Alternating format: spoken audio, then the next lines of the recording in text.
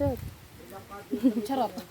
Anda. So yan guys, mangunguha tayo ng senyorita na saging. So ito yung pinaka-paborito ng mga pamangkin ko kasi matamis siya and mabilis siyang mahinog as para sa inyo. So mangunguha tayo ng fresh na. Malapit na yan mahinog. Alam ko talaga malapit na yan mahinog. Tara. Ito naman. So magtitiba tayo ng saging dito guys.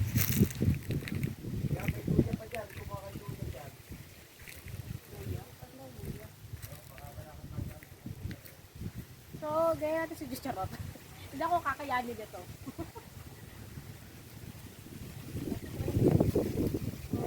Okay. Mapuro lang ating ang ating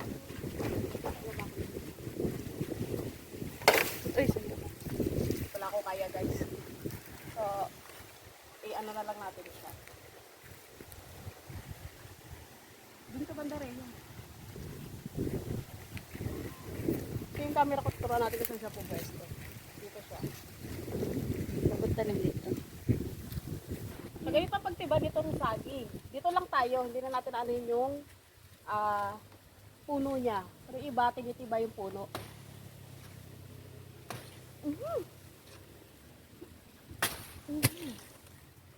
Diba? So, isa. So, mukhang nadaplisan natin.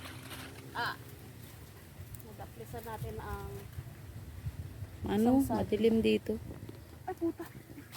So, doon pa tayo sa isa guys. Tara.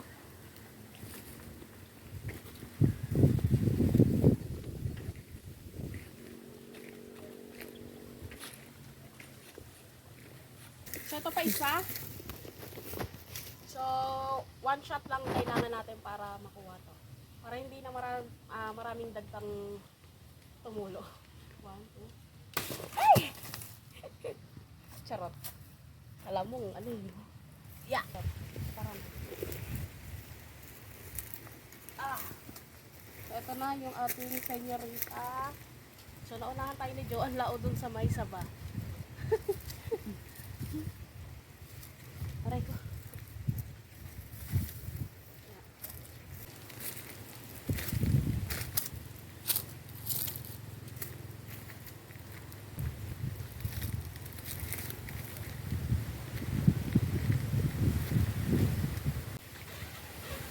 So, ayan.